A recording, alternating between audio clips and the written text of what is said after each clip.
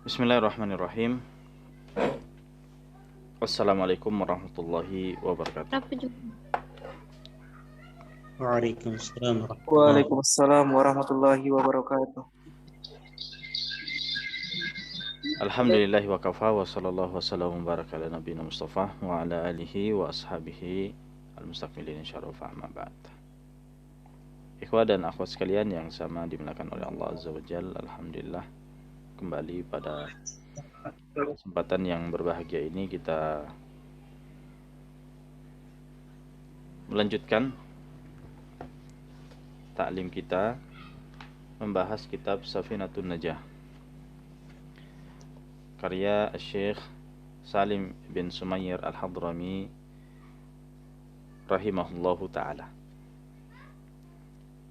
Dan sebagaimana telah kita sampaikan dan telah disepakati oleh panitia bahwa 3 pertemuan ini ya, dimulai pekan ini, pekan depan dan setelahnya insyaallah, sebelum memasuki bulan Ramadan kita akan langsung masuk dalam pembahasan puasa ya. Jadi kita langsung masuk pada pembahasan Kitabus Shaum dari Safinatun Najah ini ya. Namun perlu diketahui bahwasanya kitab Safinatun Najah ini karya Syekh Salim bin Sumayyir Al-Hadrami ini hanya sampai kitab zakat saja ya. Jadi pembahasannya sebenarnya sampai hanya kitab zakat saja kalau kitab yang ditulis oleh Syekh Salim bin Sumayyir Al-Hadrami ini. Adapun pembahasan tentang Kitabus Shaum ini ya, Kitabus Shaum, kenapa ada di dalam kitab Safinatun Najah ini? Karena tambahan dari Syekh Muhammad Nawawi Al-Jawi Al-Bantani rahimahullahu ta'ala ya. Jadi beliau itu punya syarah penjelasan atas kitab Safinatun Najah ini yang berjudul Kasyifatus Sajah, dan beliau menambah ya pembahasan tentang puasa ini. Beliau menambah pembahasan tentang puasa ya. Jadi sebetulnya pembahasan puasa ini bukan tulisan Syekh Salim bin Sumayyir Al-Hadrami lagi. Ini sudah masuk ini adalah tambahan daripada Syekh Nawawi Al-Jawi Al-Bantani, salah seorang ulama Indonesia ya, Syekh Muhammad Nawawi Al-Jawi Al-Bantani. Baik, itu yang pertama. Yang kedua, langsung saja kita masuk pada pembahasan kitab As-Shaum ya.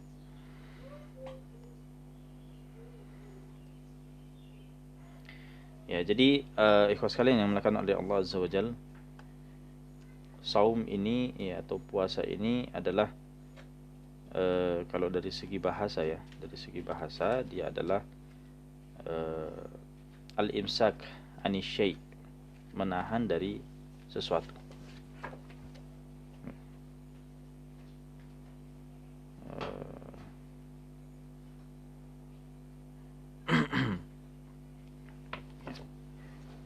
Itu definisi daripada puasa dari segi bahasa. Adapun secara syariat dia adalah imsak an syai'in makhsus, yaitu menahan dari segala perkara ya, perkara tertentu ya. Menahan dari perkara tertentu ya, perkara tertentu di sini maksudnya adalah pembatal-pembatal puasa fi zamanin makhsus, dalam kurun waktu tertentu, dalam jangka waktu tertentu. Ya, maksud jangka waktu tertentu di sini adalah sejak terbitnya fajar sampai terbenamnya matahari. Min syakhsin makhsus, oleh orang tertentu. Ya, jadi dia adalah menahan dari sesuatu tertentu di waktu tertentu oleh orang tertentu. Itu definisi daripada puasa.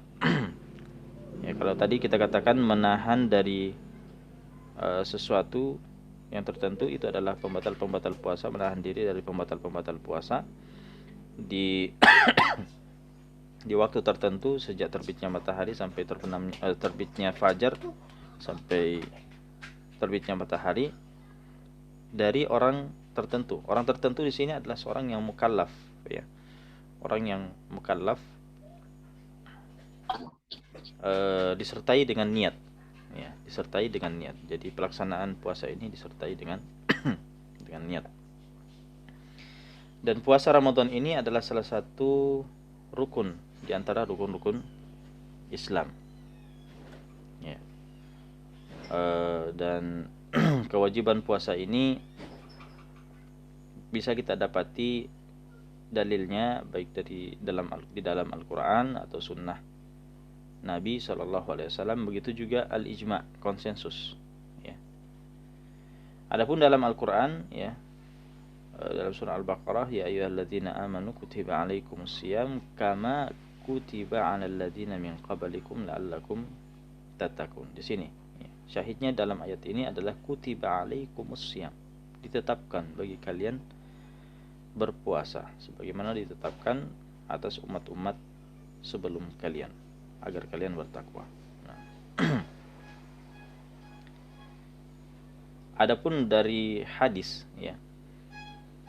Adapun dari hadis, ya, misalnya hadis Ibnu Umar. Hadis Ibnu Umar, bunyal Islam ala khams, bahwa di Islam itu dibangun di atas 5, ya. Islam itu dibangun di atas 5 perkara. Nah.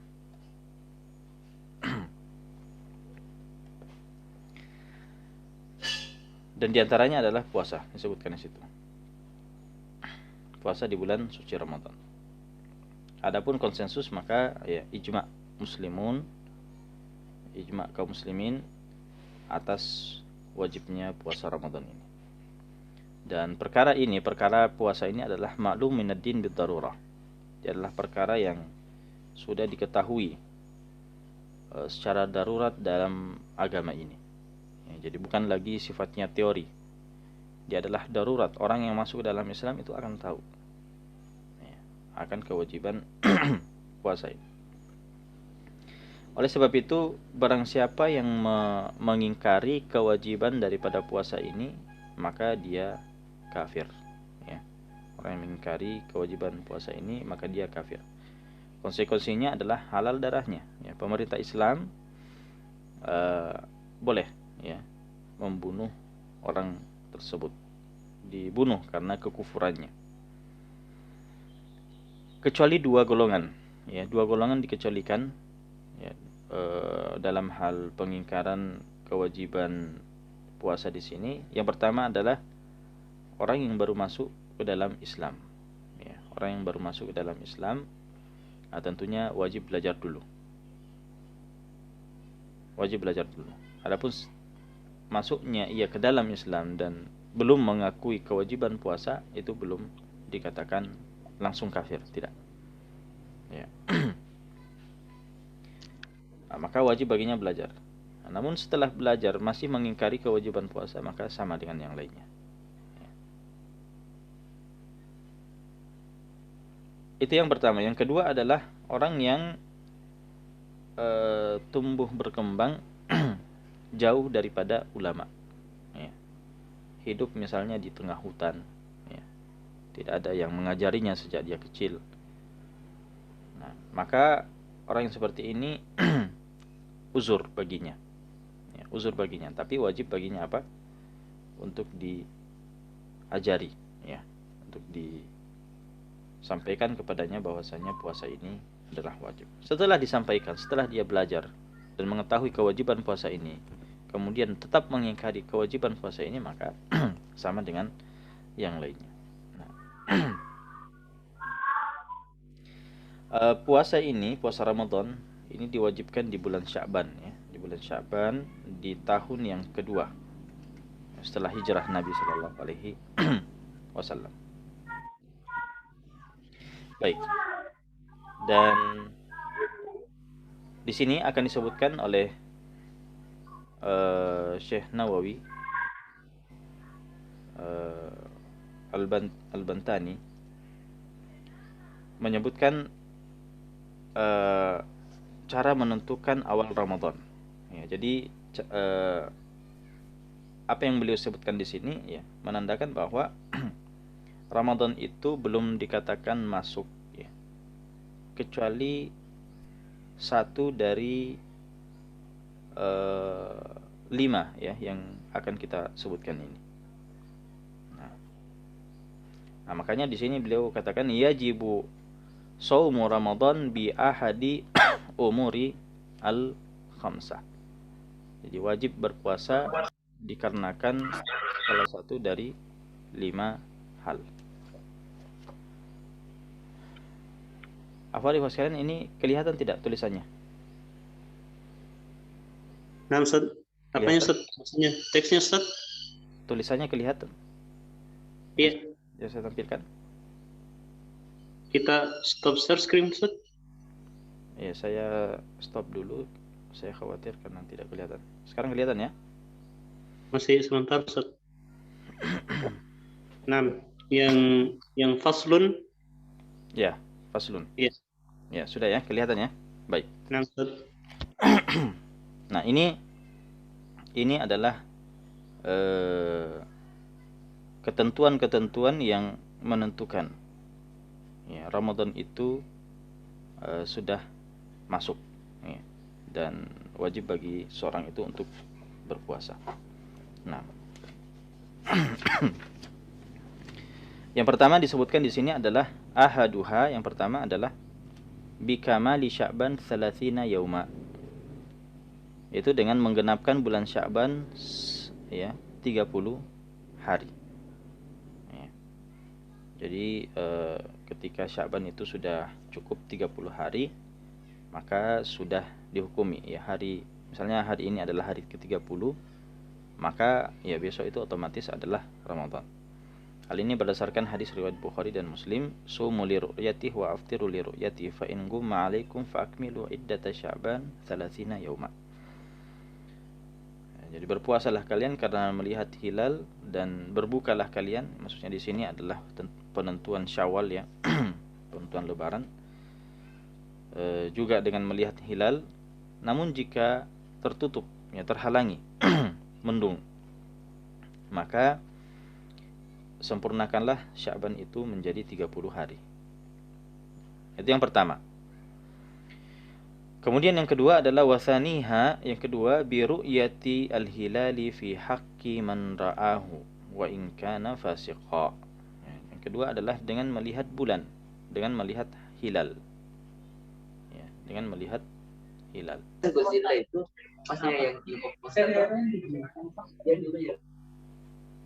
Fi haqqi man ra'ahu, bagi yang melihatnya sendiri. Ya, jadi siapa yang melihat hilal dan yakin dengan penglihatannya itu, wa in kana fasiqan, sekalipun dia adalah orang yang fasik ya, orang yang fasik, orang yang melakukan dosa ya, melakukan dosa, pelaku dosa besar, nah, maka dia dihukumi fasik, sebagai orang yang fasik. Maka sekalipun dia adalah orang yang fasik, ketika dia melihat hilal dengan mata kepalanya sendiri, maka wajib baginya untuk berpuasa. Ya, maka wajib baginya untuk berpuasa.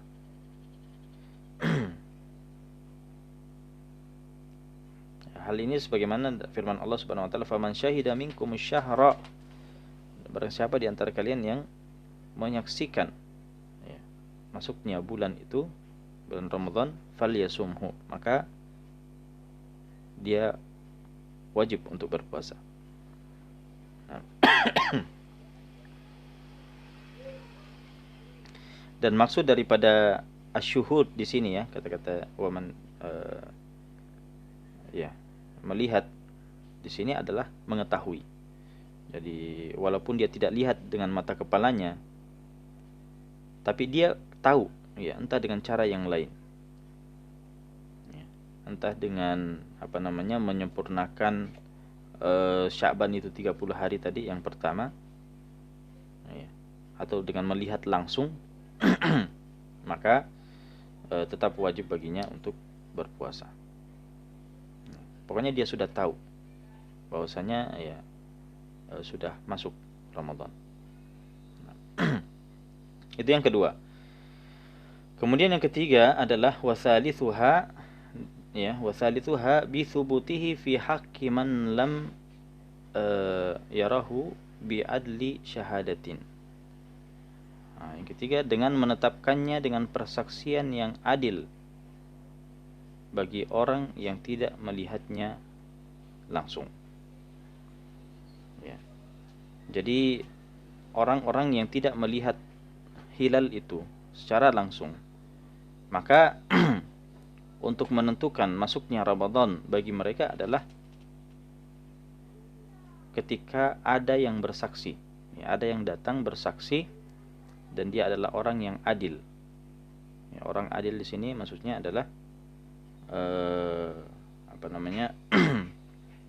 bukan pelaku dosa besar, ya. Nah, bukan fasik tadi. Dia adalah orang yang adil, datang melaporkan bahwa dia melihat bulan, melihat hilal, dan persaksiannya diterima oleh pemerintah. Nah, maka pemerintah menetapkan dan berlaku bagi seluruh rakyat, ya, yang di bawah pemerintahan daripada pemerintah itu. Nah, ini yang ketiga. Kemudian yang keempat, bi ikhbari adli riwayatin mausuqin bihi. Ya.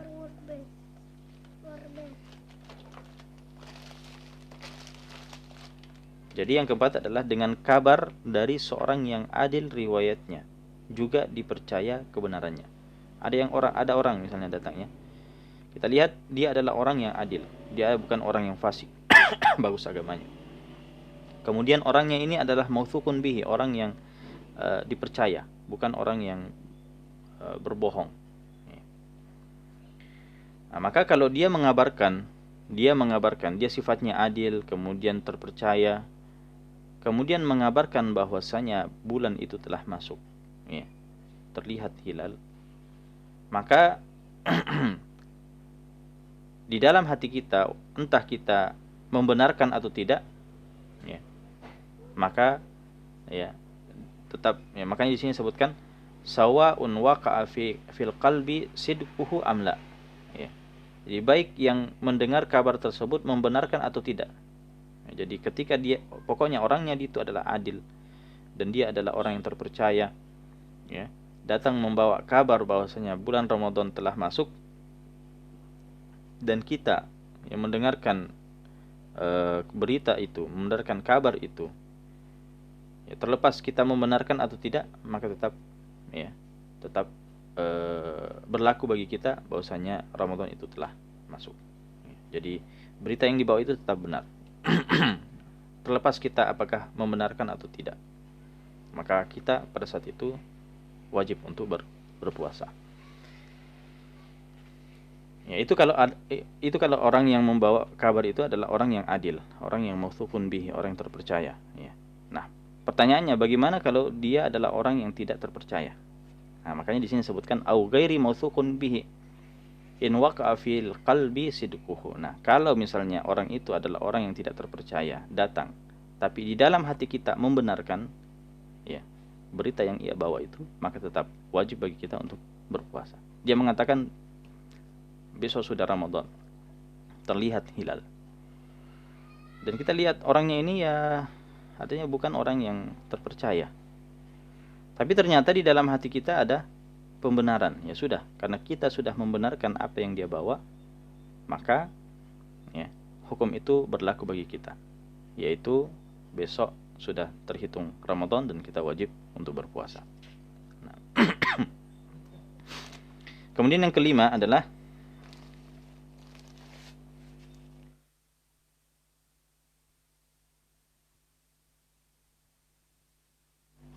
Kemudian yang kelima adalah bidhanni dukhuli Ramadan bil ijtihad fi man ishtabaha alaihi dzalika. Yang kelima adalah dengan berijtihad masuknya bulan Ramadan bagi orang yang melakukan atau orang yang meragukan hal tersebut, ya. Orang yang bingung. Kemudian dia berijtihad. Maka yang kelima ini, kawan sekalian, orang yang kelima ini adalah orang yang misalnya tidak tahu, ya, ini sudah bulan berapa sekarang. Akhirnya dia terpaksa melakukan ijtihad. Dia orang yang tersesat di dalam hutan misalnya, atau di tengah laut, ya. Dan dia tidak tahu ini bulan berapa sekarang ini, apakah sudah masuk bulan Ramadan atau tidak. Maka orang yang seperti ini ya cukup baginya untuk berijtihad. Dia berusaha semaksimal mungkin, ya, menentukan bahwa apakah ini sudah masuk bulan Ramadan atau tidak, ya. Entah dia melihat tanda-tanda alam atau bagaimana, ya, kemudian dia menentukan, ya, ini sudah Ramadan, maka dia berpuasa, ya. Tapi orang yang seperti ini, kawan sekalian, orang yang seperti ini, ya, jika terbukti bahwasanya ijtihadnya itu salah, ya, maka dia apa yang dia lakukan itu tidak sah, ya, apa yang dilakukan itu tidak sah. Misalnya orang seperti ini menentukan, ya, dia sudah menentukan bahwa ini bulan Ramadan dan dia berpuasa misalnya, dan ternyata setelah keluar bulan Ramadan ternyata terbukti dia kemudian bertemu dengan orang dan mengabarkannya bahwa sekarang ini baru masuk Ramadan, berarti dia telah berpuasa sebelum Ramadan, maka puasanya itu belum dianggap Ramadan. Ketika sudah terbukti bahwa sekarang baru Ramadan, maka itulah Ramadan baginya, dan puasa-puasanya yang lalu itu terhitung sunnah semua, ya, terhitung sunnah semua.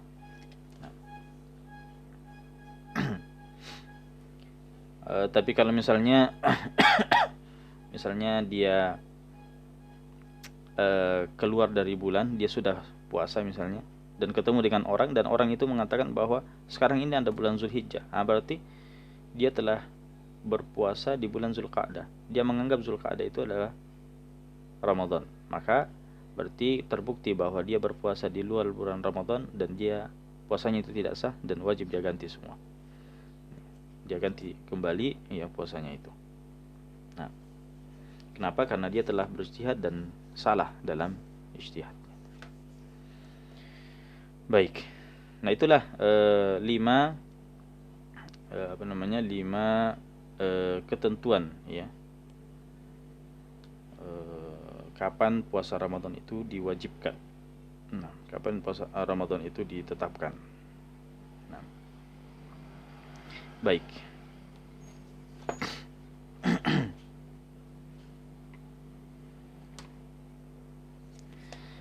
Berikutnya, kata beliau, faslun, pasal, syurutu sihhatihi arba'atu asya. Syarat sahnya puasa itu ada 4.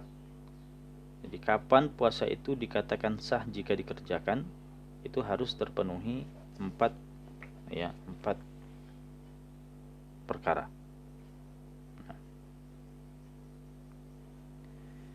Apa saja 4 perkara itu disebutkan oleh penulis di sini. Yang pertama adalah Islam, al-Islamu. Yang kedua adalah aklun, berakal. Kemudian yang ketiga adalah naqa'un an-nahwi haidin, suci dari semisal darah haid. Wa ilmun bi kaunil waqti qabilan lis-shaumi, mengetahui waktu yang diperbolehkan untuk berpuasa. Nah, baik, kita jelaskan satu persatu daripada 4 syarat sah ini, ya. Yang pertama disebutkan di sini adalah Islam. Ya, pertama disebutkan di sini adalah Islam. Maka tidak sah puasanya orang yang kafir. Ya, orang yang kafir itu tidak sah puasanya. Begitu juga dengan orang yang murtad. Ya, orang yang murtad tidak sah puasanya. Orang kafir asli di sini maksudnya ya memang belum masuk Islam, ya. tapi dia mau berpuasa, belum masuk Islam, apakah sah puasanya? Tidak sah. Begitu juga dengan orang yang murtad, tadinya Islam kemudian keluar dari Islam, kemudian dia tetap berpuasa, maka puasanya juga tidak sah. Adapun orang yang murtad, ya, orang yang murtad ketika masuk kembali ke dalam Islam, ya, maka puasanya yang tadi dia tinggalkan dalam kondisi murtad, dia harus ganti. Ya. Jadi berapa hari yang dia tinggalkan dari puasanya selama dia murtad, maka dia ganti. Ya, wajib dia ganti. Nah, maka itu maksud daripada Islam di sini. Ya. Jadi syarat sah puasa Ramadan yang pertama adalah Islam.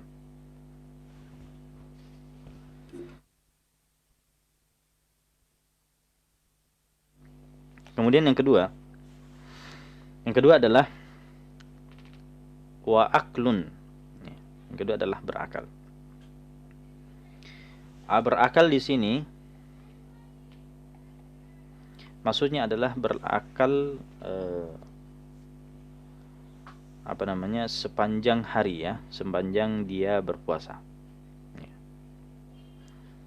Nah, maka kalau misalnya seseorang itu gila, ya, dia gila. Kalau seorang itu gila, maka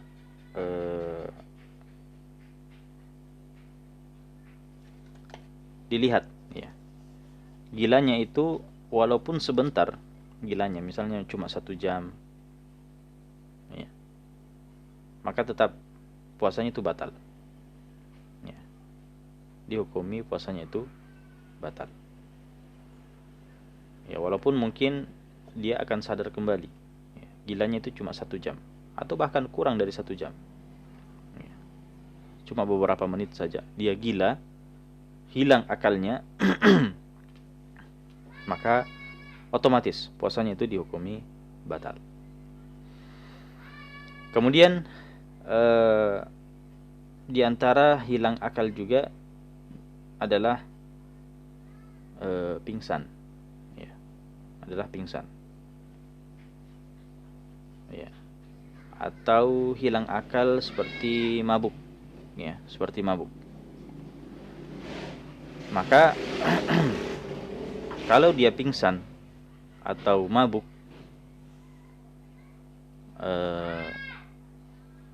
dilihat, ya, dilihat.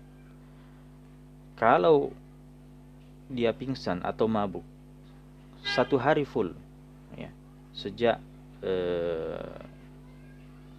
terbitnya fajar sampai terbenamnya matahari.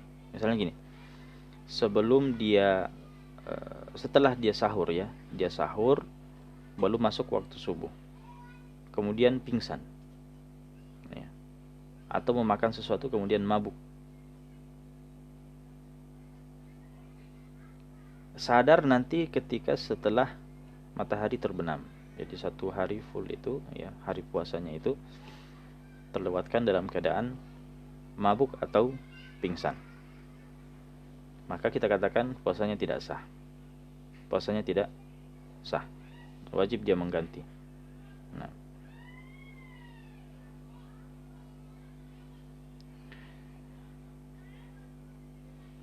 beda halnya kalau misalnya dia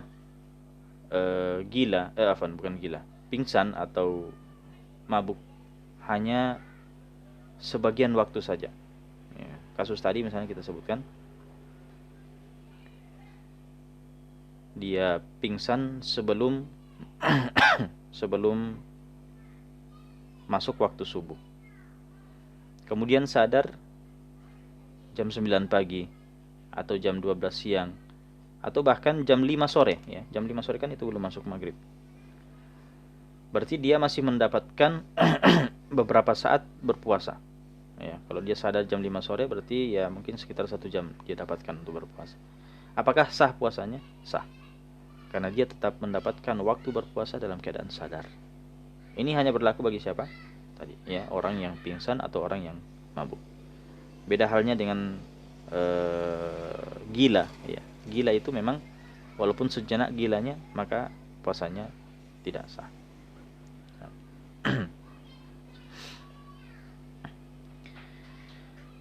Kemudian apa namanya?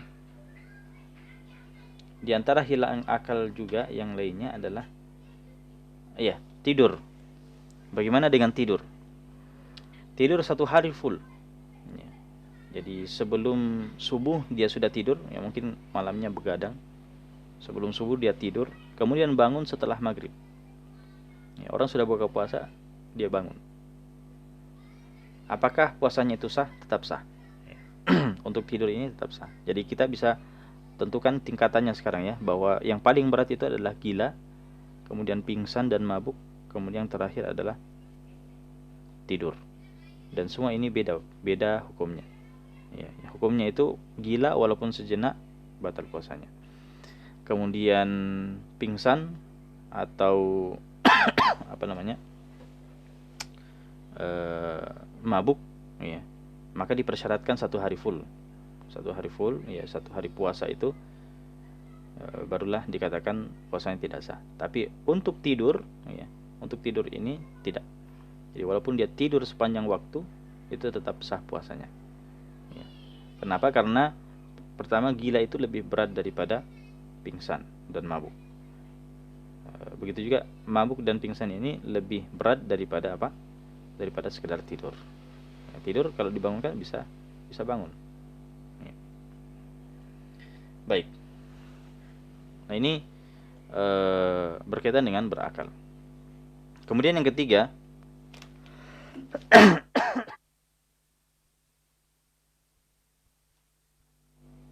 adalah suci, ya, dari haid, ya, atau nifas.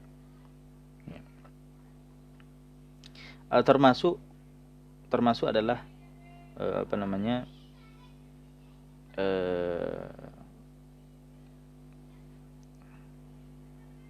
melahirkan, ya, termasuk melahirkan.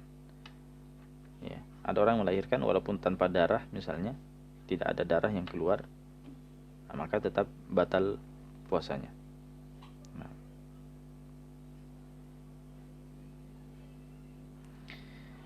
Bagaimana kalau misalnya seorang yang haid itu di hari atau di sebelum menjelang buka, dia kemudian apa? Kemudian suci dari haidnya. Ya.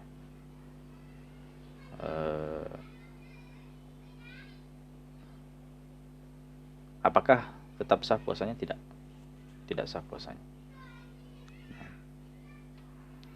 Intinya bahwa orang yang haid, ya, wanita yang haid ini, begitu juga nifas, begitu juga dengan melahirkan tadi, maka wajib untuk mengganti puasanya.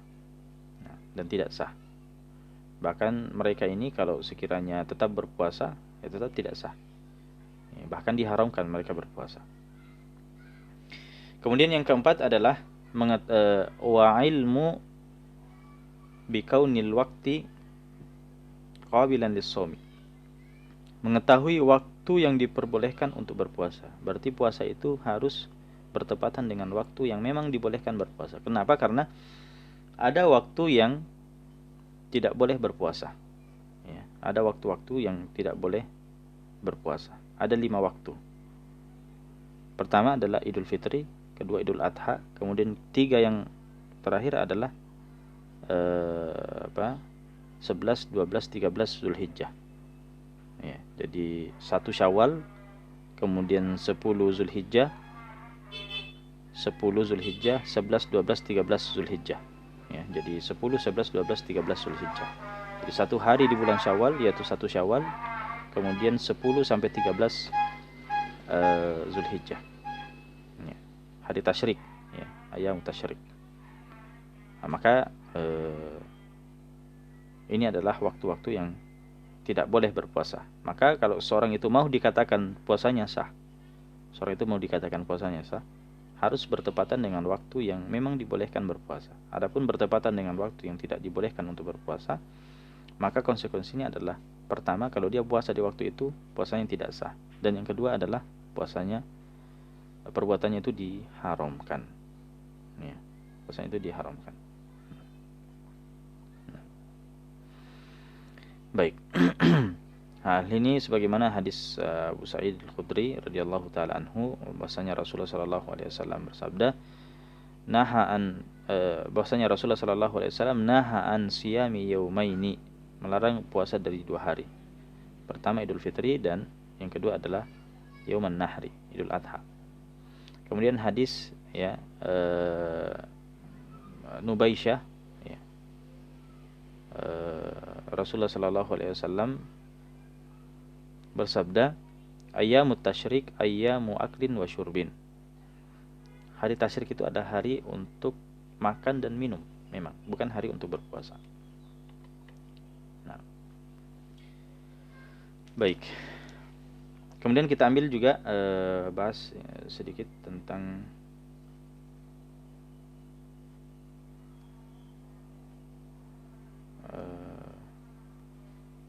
atau kita sisakan ya untuk pembahasan syarat wajibnya ini, pembahasan syarat wajib. Insyaallah kita akan bahas pekan depan insyaallah. Jadi tadi adalah syarat sah, beda dengan syarat wajib. Kalau syarat sah artinya yang menentukan apakah puasa itu sah atau tidak. Kalau ini menentukan apakah seorang itu wajib berpuasa atau tidak. Adapun syarat wajib insyaallah kita akan bahas pada pertemuan yang akan datang. Baik, barakallahu fikum wa jazakumullahu khairan. Kita cukupkan pembahasan kita pada kesempatan yang berbahagia ini, dan jika ada yang ingin ditanyakan maka dipersilakan. Fadhal. Ada yang mau bertanya? Ya, syukron Ustadz atas penyampaiannya. Jadi kepada ikhwah yang ingin bertanya supaya segera bertanya, dan bagi akhwat yang ingin bertanya harap menulis pertanyaannya di kolom chat. Ya, kami persilahkan.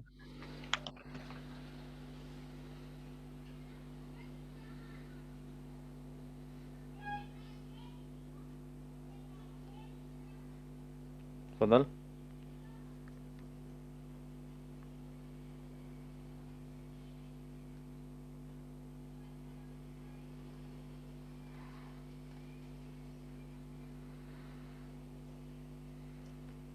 Ada yang mau ditanyakan?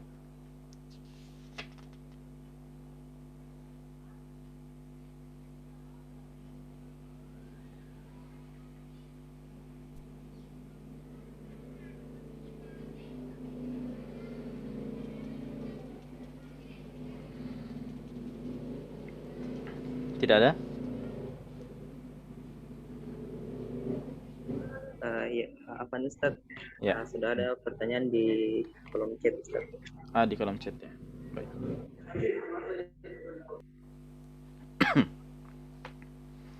Apa hukumnya seorang muslimah yang meminum obat untuk mencegah haid?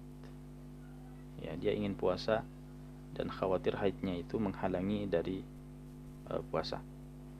Tidak masalah ya, tidak masalah dia meminum obat pencegah haid dengan syarat tidak membahayakan kesehatannya. Ya. Tidak membahayakan kesehatannya. Jadi perlu dia konsultasi dulu. Apakah apakah obat itu tidak membahayakan dirinya atau tidak? Apakah obat itu membahayakan dirinya atau tidak?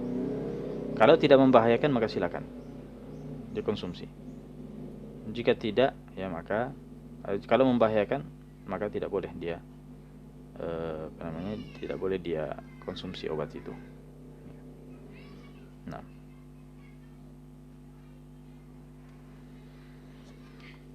ada yang lain?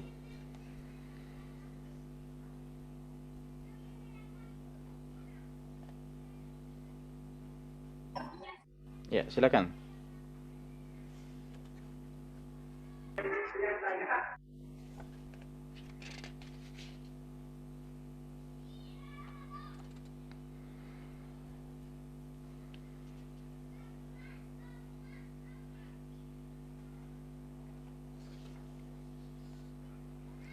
Betul?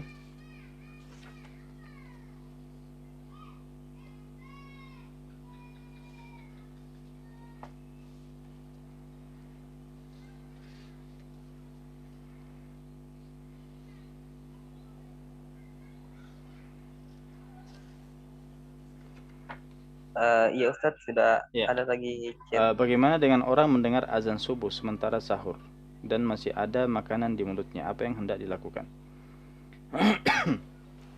Kalau memang azan itu ya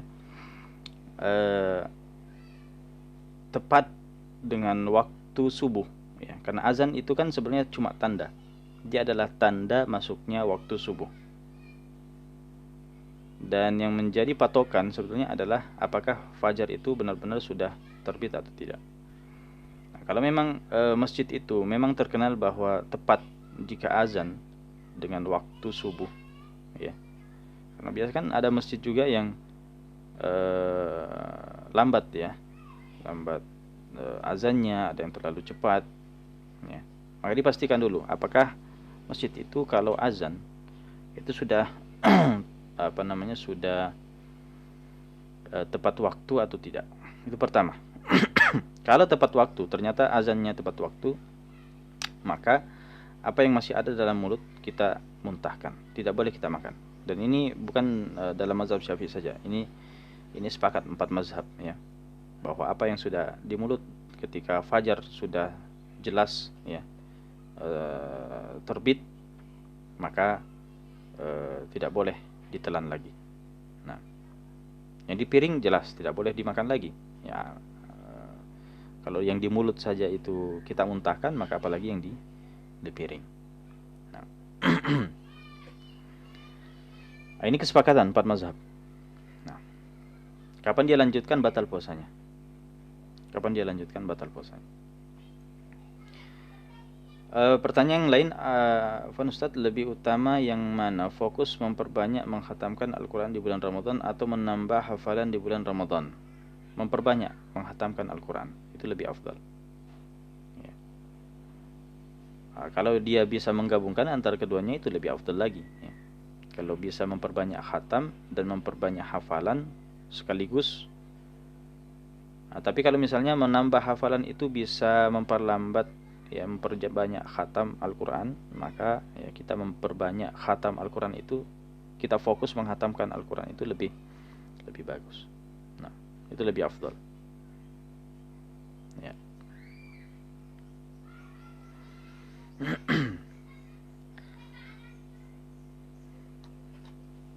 Masih ada?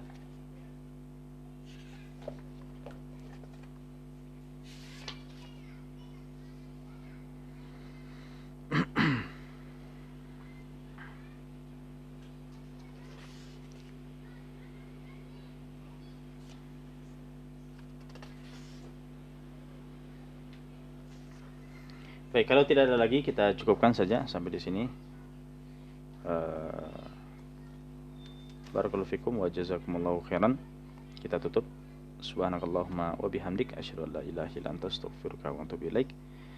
Wa sallallahu ala nabiyyina Muhammadin wa ala alihi washabihi wasallam walhamdulillahirabbil alamin. Saya izin pamit. Assalamualaikum warahmatullahi wabarakatuh. Waalaikumsalam warahmatullahi wabarakatuh. Waalaikumsalam Syukran Ustadz. warahmatullahi wabarakatuh.